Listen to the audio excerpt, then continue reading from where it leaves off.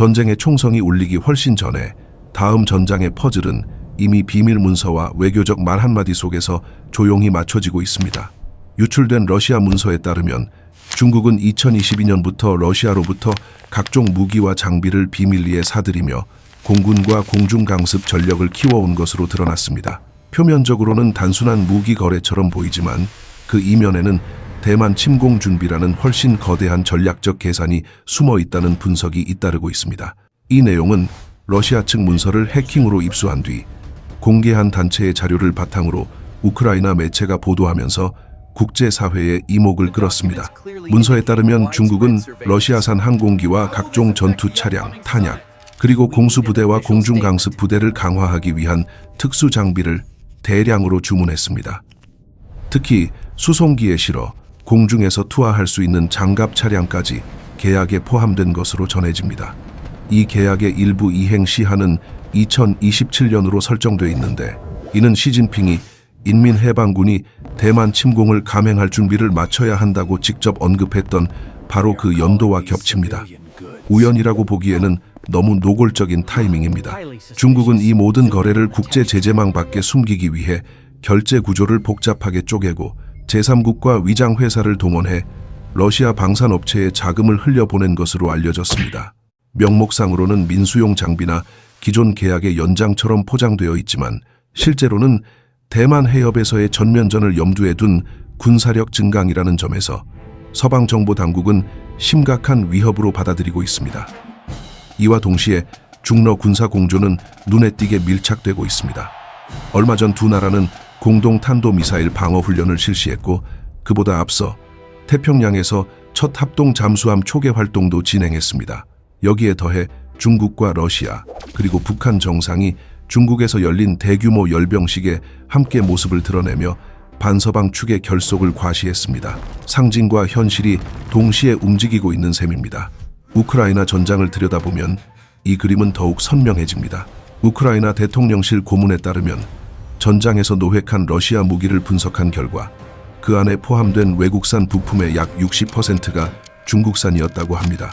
즉, 러시아는 서방의 제재와 수출 통제를 우회해 중국으로부터 부품과 기술을 공급받고 완성된 무기는 다시 중국으로 흘러들어가 동아시아의 긴장을 키우는 악순환 구조가 형성되고 있는 것입니다. 중국 문제 전문가들은 이러한 러시아산 무기 공급이 미국과 동맹국에 이중의 부담을 준다고 경고합니다. 러시아는 유럽 전장에서 서방의 재래식 탄약과 장비를 소모하게 만들고 동시에 중국은 러시아 무기를 사들이며 인도태평양에서의 잠재적 충돌에 대비하고 있기 때문입니다. 하나의 전쟁이 두 개의 전선을 만들어내는 형국입니다. 특히 일부 분석가는 러시아제 무기가 중국 공군과 공수부대의 전력을 끌어올려 대만 침공 준비 기간을 크게 단축시킬 수 있다고 봅니다. 그렇기 때문에 미국과 대만은 위협의 시계를 다시 맞춰야 하며 시간적 여유가 과거에 생각했던 것보다 훨씬 적을 수 있다는 경고가 잇따르고 있습니다. 이런 가운데 중국과 러시아는 한국의 방공식별구역을 시험하듯 넘나드는 행보도 이어가고 있습니다. 최근 두 나라의 군용기가 동해와 남해, 상공의 방공식별구역에 사전 통보 없이 진입해 1시간가량 머무는 사건이 벌어졌고 한국 공군은 전투기를 긴급 출격시켜 대응했습니다. 방공식별구역은 영공과는 다르지만 외국 군용기가 진입할 경우 신속한 확인과 대응이 필요한 민감한 완충지대입니다. 이런 공간을 반복적으로 침범한다는 것은 명백한 군사적 신호이자 정치적 압박입니다. 그러나 동아시아 긴장의 무대는 여기서 끝나지 않습니다. 시선은 곧 일본으로 향합니다. 새로 출범한 일본의 소니 다카이치 내각의 출발은 순탄하다기보다 폭발적이라는 표현이 어울립니다. 취임과 동시에 일본 정부는 국채금리 급등과 재정 압박이라는 경제적 악재에 직면했을 뿐 아니라 중국과의 외교 관계에서도 수십 년 만에 보기 힘든 격렬한 충돌을 맞이했습니다. 그 중심에는 바로 대만 문제가 있습니다.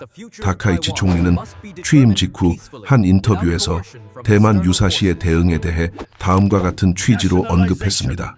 중국이 군함과 무력을 동원해 대만을 강압한다면 그것은 일본의 존립을 위협하는 상황이 될 수 있으며 그 경우 일본 정부는 어떻게 대응할지 판단해야 한다는 것입니다.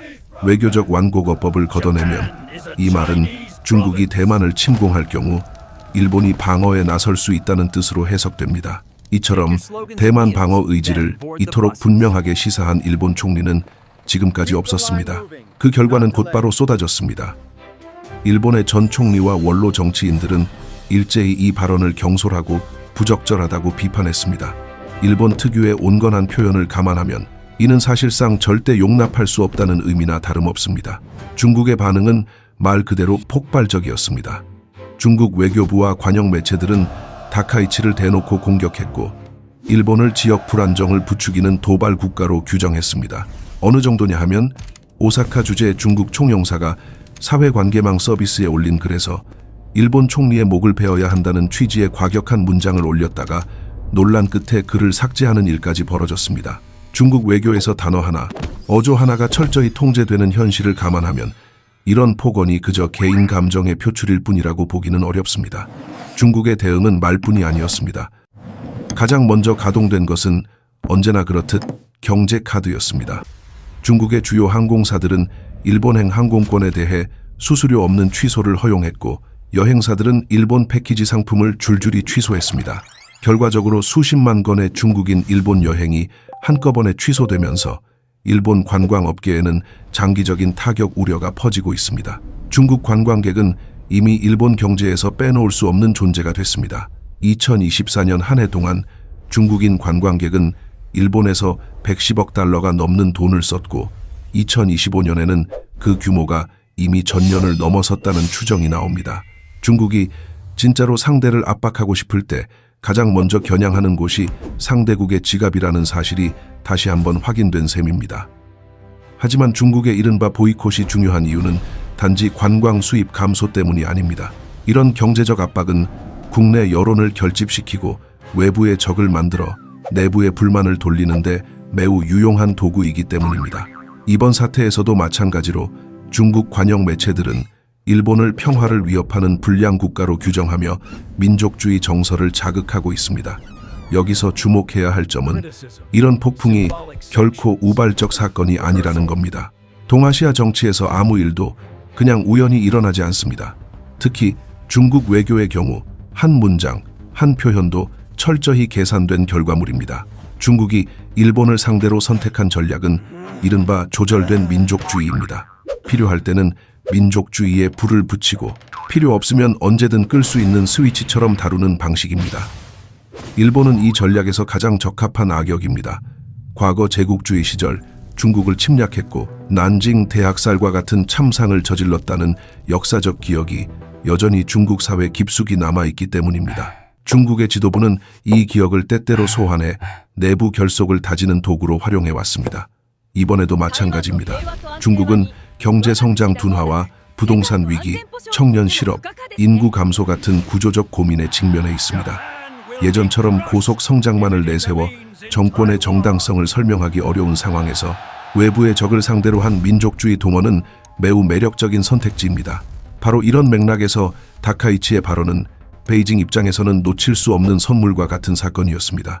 사실 중국이 일본을 상대로 민족주의 카드를 꺼내든 것은 이번이 처음이 아닙니다. 2012년 여름을 떠올려 봐야 합니다. 당시 일본의 노다 요시히코 총리는 센카쿠 열도 국유화를 발표했습니다.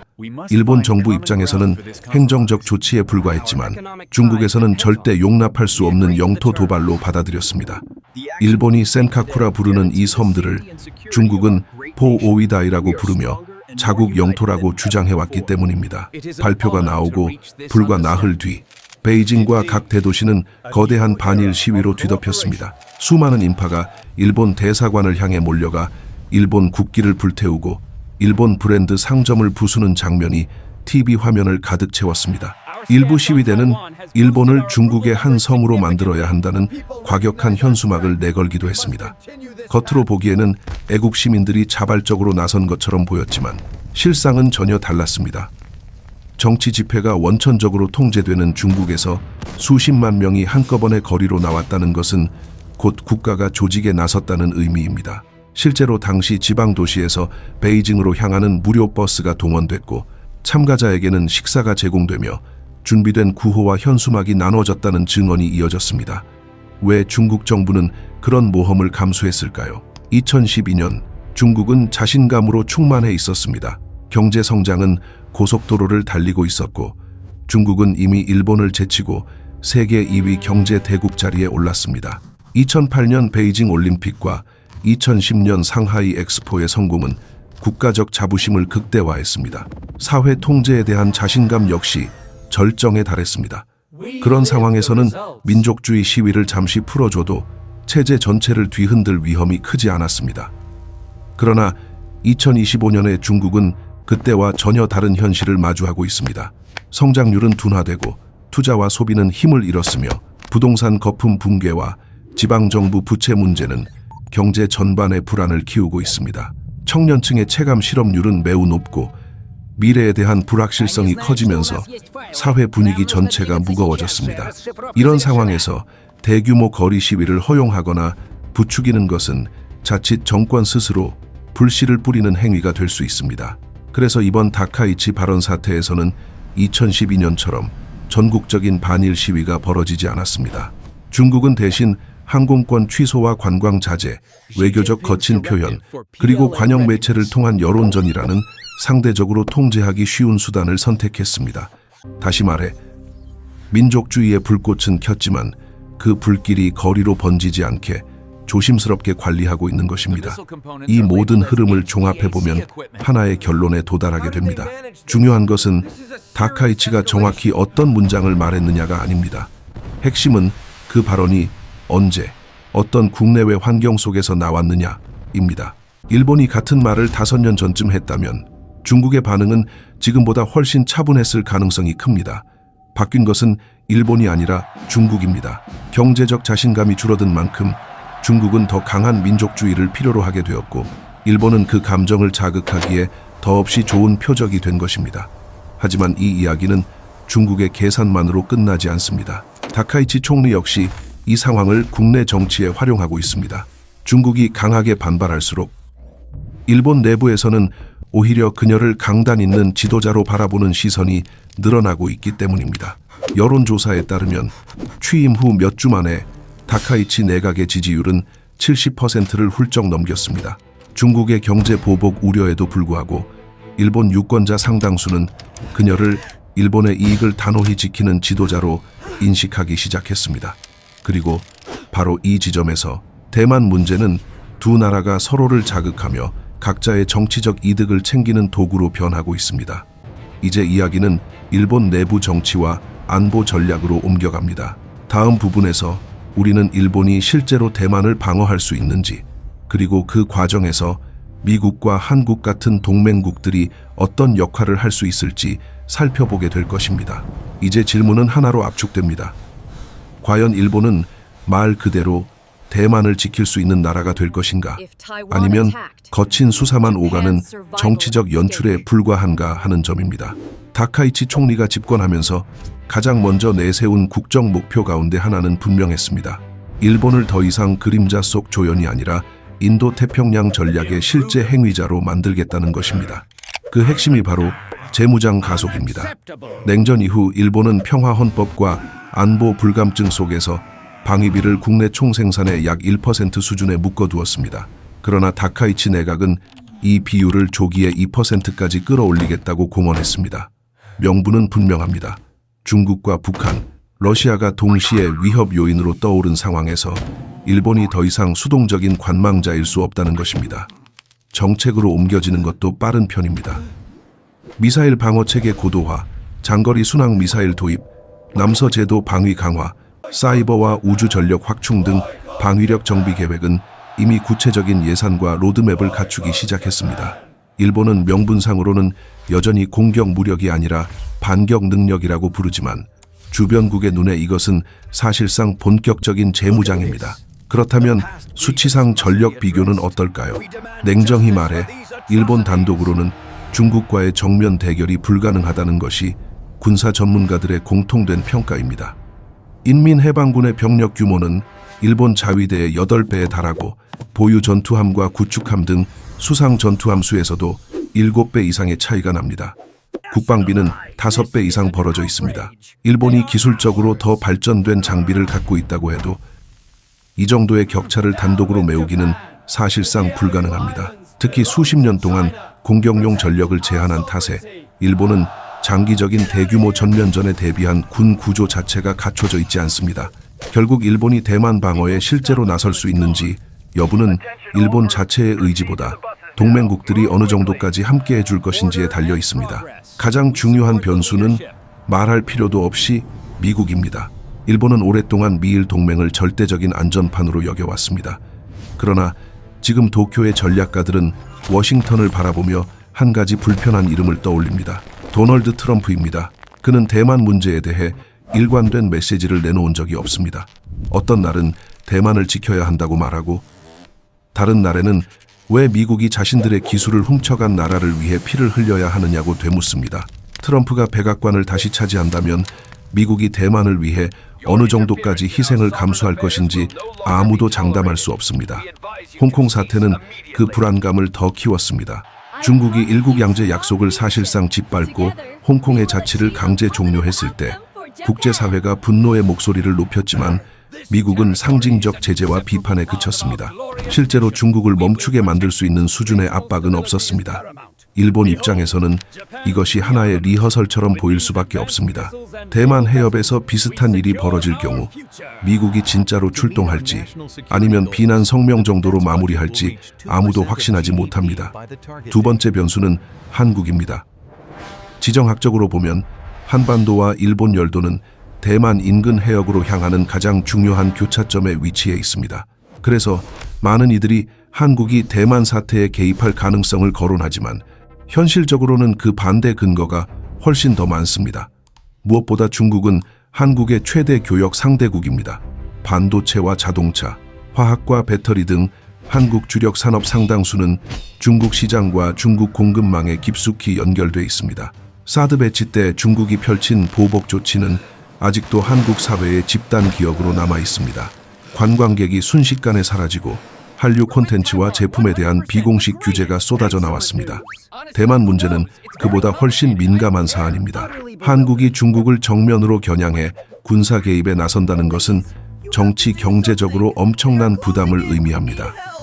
게다가 한국과 대만은 전략산업 영역에서 협력국이면서도 치열한 경쟁자 관계입니다. 한국의 삼성전자와 SK하이닉스, 대만의 TSMC와 미디어텍은 모두 같은 시장에서 최고 수준의 수익과 기술 우위를 놓고 싸우고 있습니다. 대만 산업 기반이 전쟁으로 큰 피해를 입으면 한국 반도체 기업들이 단기적으로는 수혜를 볼 수 있다는 냉정한 계산도 존재합니다. 물론 정부 차원의 공식 입장은 다르겠지만 이런 구조적인 이해관계 때문에 한국이 전쟁에 깊숙이 끌려 들어갈 동기는 크지 않습니다. 정리하자면 일본은 대만 방어 의지를 점점 더 크게 말하지만 실제 행동 단계로 넘어가려면 미국과 한국, 호주 같은 동맹의 참여가 전제돼야 합니다. 그 전제가 충족되지 않는다면 일본은 정치적 상징 차원의 지원에서 머무를 가능성이 큽니다. 바로 이 지점에서 다카이치의 발언은 현실적 전략이라기보다 국내 정치용 메시지라는 비판을 받기도 합니다. 그렇다고 해서 중국의 자신감이 완전히 근거 있는 것만은 아닙니다. 베이징은 대외 선전에서 일본이 전쟁에 개입하면 철저히 박살날 것이라고 장담합니다. 인민해방군이 압도적인 물량과 불굴의 의지로 일본을 순식간에 무력화할 것이라는 식입니다. 그러나 실제 군사 시뮬레이션에서는 중국이 대만을 상대로 단기간에 완전한 승리를 거두는 것도 쉽지 않은 시나리오로 평가됩니다. 미군이 개입할 경우 상황은 훨씬 복잡해집니다. 이 모든 계산을 떠나 분명한 사실은 하나입니다. 이번 일본과 중국의 갈등에서 대만은 그 자체로 목적이라기보다 수단의 성격이 강하다는 것입니다. 다카이치는 대만 문제를 통해 일본 유권자에게 강한 지도자의 이미지를 각인시키고 중국은 같은 이슈를 활용해 자국민에게 일본이라는 오래된 적을 다시 보여주고 있습니다. 시간이 흐르면 어떻게 될까요? 과거 사례를 보면 실마리를 찾을 수 있습니다. 한국이 고고도 미사일 방어 체계, 이른바 사드를 도입했을 때 중국은 문화와 관광, 유통과 자동차 산업까지 전방위적인 보복에 나섰습니다. 한국 기업은 큰 피해를 감수해야 했고 양국 관계는 극도로 냉각됐습니다. 그러나 세월이 흐르면서 중국 역시 자국 경제에 돌아오는 부메랑을 실감했고 어느 순간부터는 슬그머니 제재 수위를 낮추기 시작했습니다. 지금은 공식적으로 화해 선언을 한 적도 없지만 관광과 소비가 서서히 회복되며 이전과 비슷한 상태에 근접한 상황입니다. 일본과 중국 사이에서도 비슷한 장면이 반복될 가능성이 큽니다. 다카이치가 끝까지 물러서지 않고 버틴다면 단기적으로는 중국의 경제 보복이 이어지겠지만 장기적으로는 양측 모두 일정한 타협점을 찾을 수밖에 없을 것입니다. 일본은 동맹과 함께 대중 견제 전선을 강화하면서도 동시에 경제적으로 완전한 결별은 피하려 할 것이고, 중국 역시 자국 성장에 필요한 일본의 기술과 투자를 완전히 포기하기는 어렵기 때문입니다. 결국 대만과 동중국해 그리고 인도태평양 전체를 둘러싼 이번 갈등은 두 가지 층위에서 읽을 필요가 있습니다. 하나는 실제 군사력과 동맹 구조, 전쟁 가능성을 따지는 냉정한 전략 계산의 층위이고, 다른 하나는 각국 지도자들이 국내 여론을 상대로 벌이는 이미지 정치의 층위입니다. 다카이치와 시진핑은 서로를 비난하는 척하면서 사실은 각자 자기 나라 안에서 정치적 이득을 얻고 있습니다. 그렇다면 남는 질문은 이렇습니다. 만약 어느 날 정말로 대만 해협에서 포성이 울린다면 일본은 과연 지금의 말처럼 행동할 수 있을까요? 미국이 애매한 태도를 취하고 한국이 거리를 두려 할 경우 일본에게 남는 선택지는 얼마나 될까요? 또 하나, 우리는 이런 질문도 던져야 합니다. 지도자들이 지지율과 정치적 자산을 위해 대만 문제를 말하는 사이 실제로 전쟁이 일어날 위험은 오히려 커지고 있는 것은 아닌가? 민족주의는 한번 불붙으면 제어하기 어려운 감정입니다. 계산된 수사로 시작된 갈등이 어느 순간 감정의 폭발로 변해버리면 아무도 브레이크를 잡지 못할 수 있습니다. 지금 이 순간에도 중국은 러시아와 손잡고 군사훈련을 이어가며 러시아는 우크라이나 전장에서 서방의 탄약과 자원을 소모시키고 일본은 재무장 논의를 가속하고 있습니다. 각국의 이해관계가 이렇게 복잡하게 꼬여있는 상황에서 대만과 일본, 중국을 둘러싼 긴장은 한동안 더 이어질 것입니다. 전쟁이 실제로 벌어질지 아니면 끝없는 심리전과 경제전으로만 남을지 누구도 장담할 수 없습니다. 다만 한 가지 분명한 것은 오늘 우리가 보고 있는 모든 작은 움직임들, 한 문장짜리 발언과 몇 편의 선전기사, 몇 차례의 항공편 취소와 관광객 감소 같은 사소해 보이는 사건들까지도 언젠가 역사가 이 시기를 돌아볼 때는 모두 하나로 연결된 퍼즐 조각으로 평가될 것이라는 사실입니다. 이제 판단은 우리 각자의 몫입니다. 일본은 진심으로 대만을 지킬 생각이 있는 것일까요? 아니면 중국을 향한 강경 발언을 국내 정치의 도구로 활용하고 있을 뿐일까요? 그리고 중국은 정말로 대만을 무력으로 통일할 각오를 굳힌 것일까요? 아니면 경제와 내부 안정을 위해 끝내 벼랑 끝에서 멈춰설까요? 동아시아의 다음 장은 아직 쓰이지 않았습니다. 지금 이 순간에도 펜을 쥐고 있는 이들은 도쿄와 베이징, 워싱턴과 모스크바, 그리고 타이베이의 지도자들입니다. 그러나 그 결정의 결과를 살아내야 할 사람들은 결국 우리 모두일 것입니다.